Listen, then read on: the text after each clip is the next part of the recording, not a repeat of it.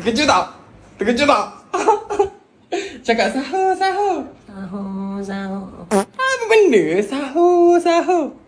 Kita dekat rumah cousin aku. Halo. Halo. Hari ni kita sahur apa? Tak macam Melaka. Kat sini tak macam Melaka. Bukan pandai-pandai hidup. Pandai-pandai kau hidup.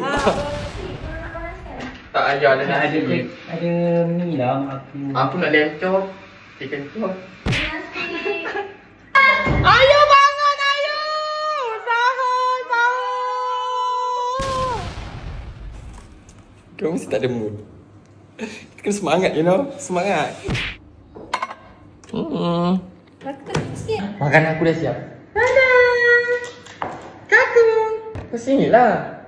Kau macam malu-malu. Bismillahirrahmanirrahim. Nawaitu sama dengan ada pada calon madarah hadis hadis. Menu kita hari ini bihun mak dia masak.